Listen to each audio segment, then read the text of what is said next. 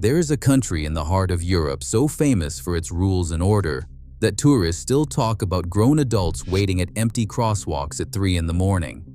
A country where recycling bins are color-coded.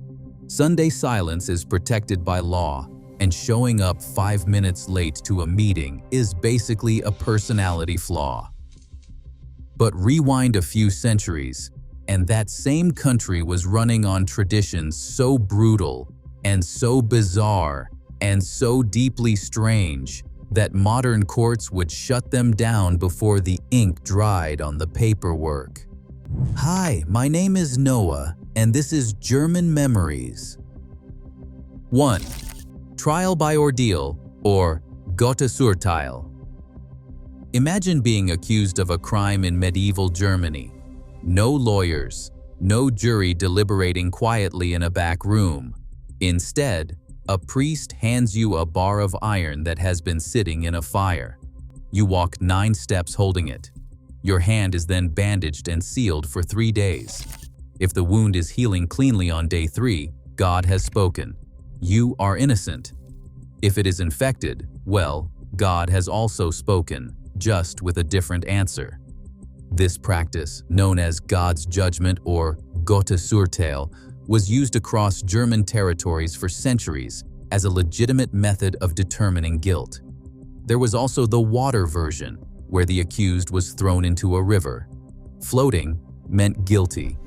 Sinking, interestingly, meant innocent, though by that point the verdict was somewhat hard to celebrate. For a very long time in German society, if someone insulted your honor, you did not sue them. You challenged them to a duel. In certain circles, refusing the challenge was considered more shameful than losing the fight. Student dueling culture, known as Mensur, became so embedded in German universities that the facial scars left behind, called Schmisse, were worn as badges of distinction well into the 1900s. Noblemen settled land disputes, inheritance arguments, and personal slights with swords and later pistols. The state occasionally tried to ban it, and the aristocracy occasionally ignored those bans completely. Today, resolving a property dispute by meeting someone at dawn with a loaded pistol would result in a very different kind of legal proceeding. 3. The Schandmantel, or cloak of shame. This one is exactly as uncomfortable as it sounds. The Schandmantel was a heavy garment, sometimes made of iron, sometimes made of wood, locked onto a person's body as a form of public punishment. It was not reserved for violent criminals. It was used on people guilty of things like gossiping too loudly, quarreling with neighbors, or generally being considered a nuisance to the community. The wearer was then paraded through town so that everyone could see their humiliation up close. Some versions were designed to be physically painful to wear for extended periods. Modern harassment law, public shaming regulations, and basic human rights frameworks would collectively have a field day with this one. 4. Child labor in mines and factories. This is where the history stops being strange and starts being genuinely heartbreaking. Well into the 1800s, children as young as 5 or 6 years old were working in German mines, textile factories, and workshops for hours that would exhaust adults. They were small enough to fit into spaces adults could not reach, which made them useful, which made them exploitable. The Industrial Revolution accelerated it dramatically. Reformers fought for decades to change it. And eventually, slowly, laws caught up. Today, strict child labor laws protect German children with the full force of the legal system. But the road to get there was long, and the cost paid along the way was enormous. 5. Witch trials and witch burning. Germany did not just participate in the European witch trial phenomenon. In many regions, it led it. Estimates suggest that German territories executed somewhere between 25,000 and 40,000 people accused of witchcraft, making it one of the most intense sites of witch persecution on the entire continent. Entire villages were decimated. Children accused their parents. Neighbors accused neighbors. The trials followed formal legal procedures which, in a deeply unsettling way, almost made it worse. There was paperwork. There were judges. There were official confessions extracted through methods we will get to shortly. Today, executing someone based on accusations of supernatural activity would be, to put it gently, illegal in every jurisdiction on Earth. 6. The Pranger, or public pillory. In the center of almost every medieval German town stood a pranger, a post, a platform, or a set of stocks where convicted individuals were chained and displayed for hours or days at a time. The sentence was not just confinement. It was humiliation. Passers-by were not discouraged from interacting with the person on display, and sometimes they were actively encouraged. Rotting food was a common projectile. The psychological damage was considered part of the punishment. Many town squares still have the original pranger structures preserved as historical artifacts, and tourists photograph them. It is worth pausing for a moment to remember that the people who stood in those spots were real human beings who found the experience considerably less photogenic. 7. Debtor's prison. Falling into debt in earlier centuries of German history did not just mean creditors knocking on your door. It could mean imprisonment until the debt was paid, or until someone paid it for you. If you were already broke, that created a fairly elegant trap. You could not earn money to pay the debt because you were in prison. You could not leave prison until the debt was paid. Wealthy families could bail their relatives out. Poor families often could not. The system punished the people least equipped to survive punishment and rewarded those who needed no help anyway. Modern bankruptcy law exists largely as a response to exactly this kind of logic. 8. Mandatory guild membership. Want to bake bread in a German town in the 1500s? You needed permission from the Bakers Guild. Want to repair a shoe? The Cobblers Guild had opinions about that. Want to practice any skilled trade whatsoever? There was a guild for it, a waiting period, a series of tests, fees to pay, and gatekeepers with a very strong interest in keeping the gates mostly closed. Guilds controlled prices, limited competition, and decided who was allowed to work in their trade. Operating outside the guild system was not just economically difficult, it was in many cases legally prohibited. Modern antitrust law would find the whole arrangement deeply interesting. 9. The Charivari, or public mockery ritual. Picture this. A widow remarries too quickly after her husband's death, or a man marries a woman significantly younger than himself, or someone in the village does something the community collectively disapproves of. In comes the Charivari. A crowd gathers outside the offending person's home, often at night, banging pots, blowing horns, making as much noise as physically possible, and shouting insults until the target either paid the crowd to leave or endured the humiliation until everyone got tired. It was community-enforced social control with a percussion section. Germany's cherished Ruhezeit quiet hours laws would make the modern version of this a punishable offense before the first pot was even banged. 10. Serfdom and bound labor. In various German territories, particularly in the eastern regions, serfdom bound peasants to the land they worked. It was a legal relationship that gave them almost no freedom of movement, no ability to leave, and no right to change their circumstances without the permission of the noble who owned the land. They were not enslaved in the chattel sense, but they were not free either. They existed in a gray zone where the law protected the landowner's interests completely and the peasant's interests almost not at all. German serfdom persisted in some regions deep into the 1800s, far later than many people realize. 11. Judicial torture. In medieval and early modern German courts, torture was not a rogue act carried out in dark rooms by rogue officials. It was a formal, codified, legally sanctioned tool of the justice system.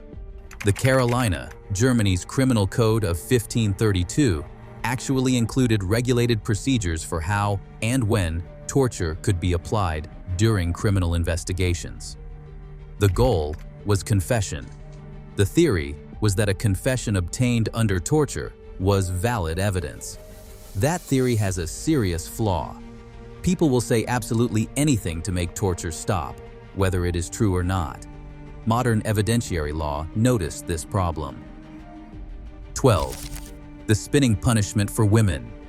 Women convicted of certain moral or social offenses in German territories were sometimes sentenced to time in a spin house, a spinning house.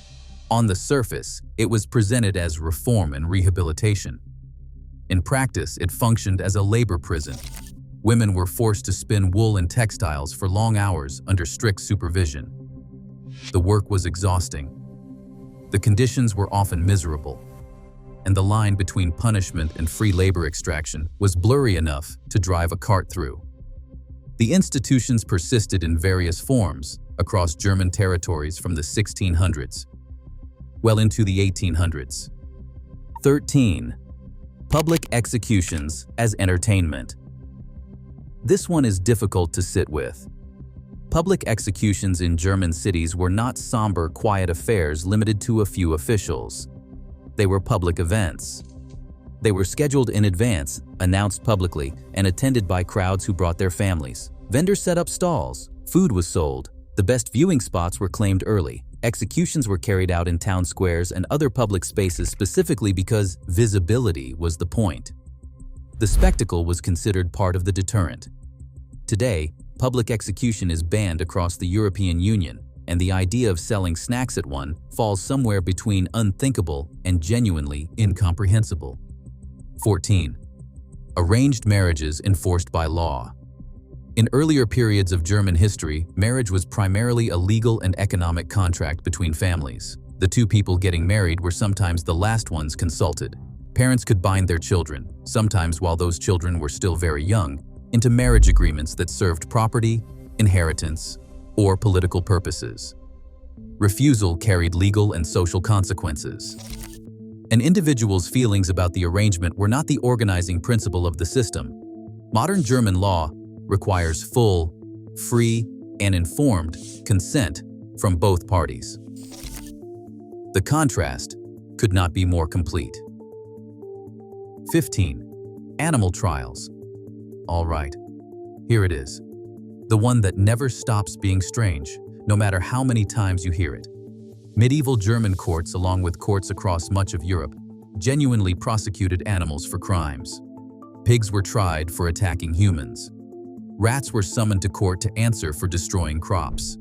Insects were issued formal legal warnings to cease damaging vineyards. The animals were sometimes appointed defense lawyers. The proceedings followed proper legal format. Verdicts were issued. Sentences were carried out. A pig found guilty of homicide could be executed in full legal seriousness. I cannot explain this in a way that makes it feel less strange because there is no such way. 16. Outlawry or Vogelfreiheit. The German term Vogelfreiheit literally means free as a bird, which sounds pleasant until you understand what it actually meant. A person declared vogelfrei was stripped of every single legal protection the state could offer. They could not own property, enter into contracts, or seek justice in any court. Crucially, anyone who harmed them faced no legal consequence whatsoever. They were outside the law entirely, which meant the law would not lift a finger on their behalf. The phrase meant freedom in the most terrifying sense of the word. Freedom from every protection society provides. It is the legal equivalent of being erased. 17. Mandatory church attendance under penalty of law. And finally, something that will feel familiar to anyone who has ever tried to sleep in on a German Sunday only to discover the entire country has opinions about what you should be doing with your time. In many German states, for long stretches of history, attending Sunday church services was mandatory. Skipping it without an acceptable excuse could result in fines, public censure, or worse, depending on the period and region. The state and the church operated as a single enforcement mechanism, and your presence in the pew was tracked. Germany today protects freedom of religion and freedom from religion with equal seriousness. The journey from legally mandatory prayer to constitutionally protected atheism is, when you think about it, quite a trip. And there you have it, 17 traditions from Germany's past that would land someone in a courtroom faster than you can say Ordnungsamt. From iron cloaks locked onto gossipy neighbors, to pigs standing trial for their crimes, from judicial torture written into formal legal codes, to executions treated like public festivals. Germany's history is a reminder that the rules we live under today did not always exist. Someone had to fight for them, and a lot of people suffered before the fighting worked. What is extraordinary is the distance traveled. This is the same country that now waits patiently at empty crosswalks at 3 in the morning because the light has not changed yet. That kind of transformation does not happen by accident. It happens because societies, slowly and sometimes painfully, decide to do better. If you found yourself genuinely disturbed, occasionally baffled, and maybe slightly relieved to be alive right now instead of 600 years ago, then subscribe to German Memories so you never miss another deep dive into the history, culture, and endlessly surprising stories of this fascinating country. Hit that notification bell and join us as we keep uncovering what Germany looked like before it became the Germany the whole world thinks it knows.